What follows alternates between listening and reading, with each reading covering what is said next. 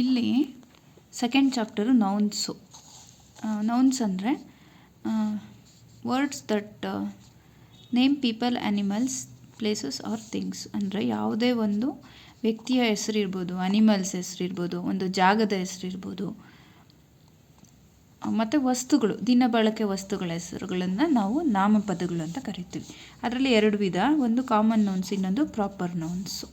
Common ಅಂದರೆ name ಹೇಳ್ತಿದೆ, common general ಆಗಿ ಸಾಮಾನ್ಯವಾಗಿ ಉಪಯೋಗಿಸುವಂಥ ಪದಗಳು, ನಾಮಪದಗಳು. ಪ್ರಾಪರ್ ಅಂದರೆ ಸ್ಪೆಸಿಫಿಕ್ ಆಗಿ, ಇವಾಗ ನನ್ನ ಹೆಸರು ಇರ್ಬೋದು, ನಿಮ್ಮ ಹೆಸರು ಇರ್ಬೋದು, ಒಂದು ಮ್ಯೂಸಿಯಂ ಹೆಸರು ಇರ್ಬೋದು, ಒಂದು ಪಾರ್ಕ್ ಹೆಸರು ಇರ್ಬೋದು, ಒಬ್ಬ ವ್ಯಕ್ತಿ ಹೆಸರು. ಸೊ ಅವೆಲ್ಲ ಪ್ರಾಪರ್ ನೌನ್ಸಲ್ಲಿ ಬರುತ್ತೆ.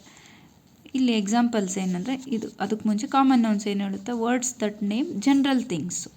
ಇವಾಗ ಮನೇಲಿ ತೊಗೊಂಡ್ರೆ ಬುಕ್ ಇರ್ಬೋದು, ಟೇಬಲ್ ಇರ್ಬೋದು, ಚೇರ್ ಇರ್ಬೋದು, ಬಾಕ್ಸು, ಇವೆಲ್ಲನೂ ಕೂಡ ನಾವು ಕಾಮನ್ ನೌನ್ ಅಂತ ಹೇಳ್ತೀವಿ.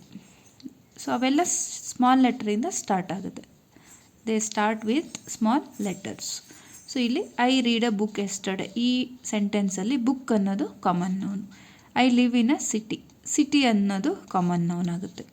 ಮತ್ತು I know this man, man ಅನ್ನೋದು ಕಾಮನ್ ನೌನ್. ಇಲ್ಲಿ ಹೈಲೈಟ್ ಆಗಿರೋ ಮೂರು ನೇಮ್ಸ್ನ ನೀವು ಅಬ್ಸರ್ವ್ ಮಾಡಿದ್ರೆ ಏನು ಅನಿಸುತ್ತೆ, ಎಲ್ಲ ಸ್ಮಾಲ್ ಲೆಟರ್ಸಿಂದ ಶುರು ಆಗಿದೆ. ನೆಕ್ಸ್ಟ್ ಪ್ರಾಪರ್ ನೌನ್ಸ್ ಏನು ಹೇಳುತ್ತೆ, words that name specific things, specific ಆಗಿ, ವಿಶೇಷವಾಗಿ ಅದನ್ನು ಪಾಯಿಂಟ್ ಔಟ್ ಮಾಡಿ, ಆ ವಸ್ತುವಿನ ಹೆಸರನ್ನು ಪಾಯಿಂಟ್ ಮಾಡುತ್ತೆ. ವ್ಯಕ್ತಿಗಳ ಹೆಸರು, ಆ ಥರ. That start with capital letters, capital ಲೆಟರ್ಸಿಂದ ಶುರು ಆಗುತ್ತೆ.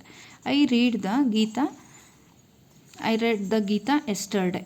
ಸೊ ಗೀತಾ ಅಲ್ಲಿ ಜಿ ಅನ್ನೋದು ಕ್ಯಾಪಿಟಲ್ ಲೆಟ್ರು. ಸೊ ಇಲ್ಲಿ ನೇಮು, ಗೀತಾ ಅನ್ನೋದು ನೇಮು.